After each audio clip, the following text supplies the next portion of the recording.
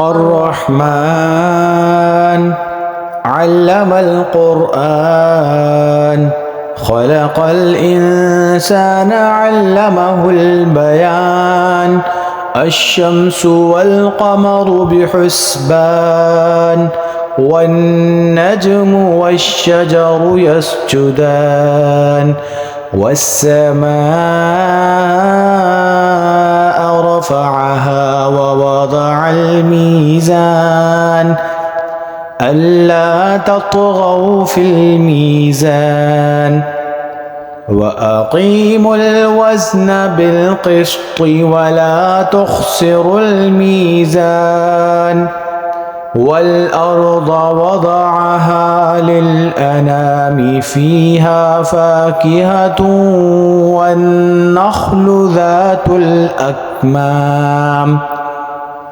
والحب ذو العصف والريحان فبأي آلاء ربكما تكذبان خلق الإنسان من صلصال كالفخار وخلق الجان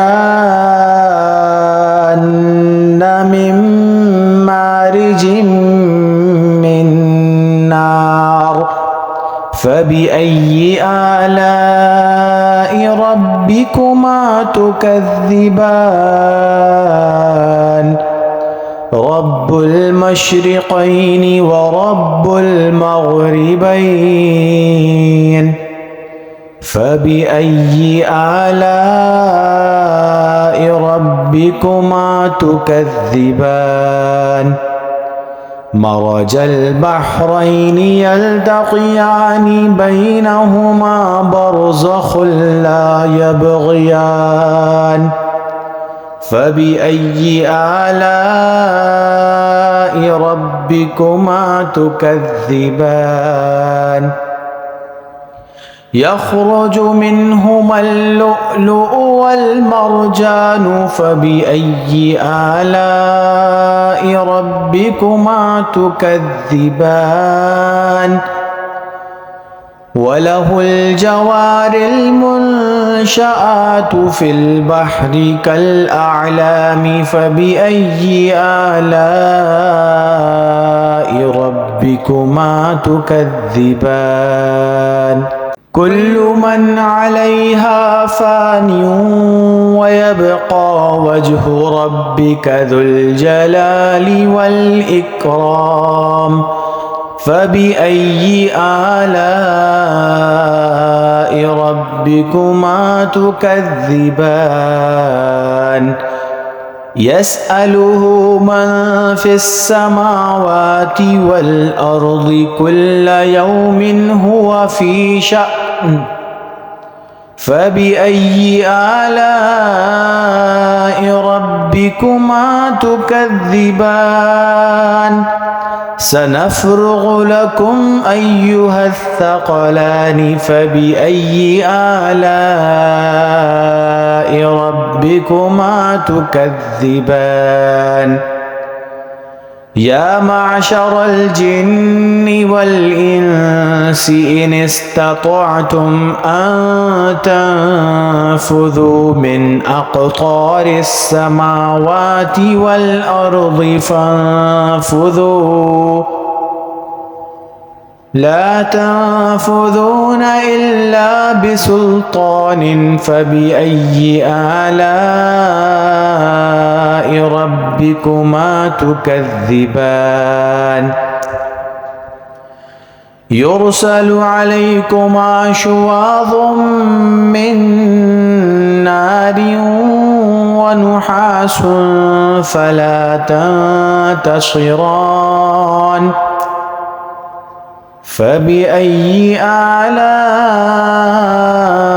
ربكما تكذبان فإذا انشقت السماء فكانت وردة كالدهان فبأي آلاء ربكما تكذبان فيومئذ لا يسأل عن ذنبه إنس ولا جان فبأي آلاء ربكما تكذبان يعرف المجرمون بسيماهم فيؤخذ بالنواصي والأقدام فبأي آلاء ربكما تكذبان هذه جهنم التي يكذب بها المجرمون يطوفون بينها وبين حميم آن فبأي آلاء ربكما تكذبان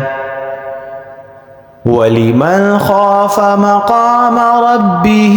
جنتان فبأي آلاء ربكما تكذبان ذواتا أفنان فبأي آلاء ربكما تكذبان فيهما عينان تجريان فبأي آلاء ربكما تكذبان فيهما من كل فاكهة زوجان فبأي آلاء ربكما تكذبان متكئين على فرش بطائنها من استبرق وجنى الجنتين دان فبأي آلاء ربكما وجنى الجنتين دان فبأي آلاء ربكما تكذبان فيهن قاصرات الطرف لم يطمثهن إنس قبلهم ولا جان فبأي آلاء ربكما تكذبان كأنهن الياقوت والمرجان فبأي آلاء ربكما تكذبان هل جزاء الإحسان إلا الإحسان فبأي آلاء ربكما تكذبان ومن دونهما جنتان فبأي آلاء ربكما تكذبان مدهامتان فبأي آلاء ربكما تكذبان فيهما عينان نضاختان فبأي آلاء ربكما تكذبان فيهما فاكهة ونخل ورمان فبأي آلاء ربكما تكذبان فيهن خيرات حسان فبأي آلاء ربكما تكذبان حور مقصورات في الخيام فبأي آلاء ربكما تكذبان لم يطمثهن إنس قبلهم ولا جان فبأي آلاء ربكما تكذبان متكئين على رفرف خضر وعبقري حسان فبأي آلاء ربكما تكذبان تبارك اسم ربك ذي الجلال والإكرام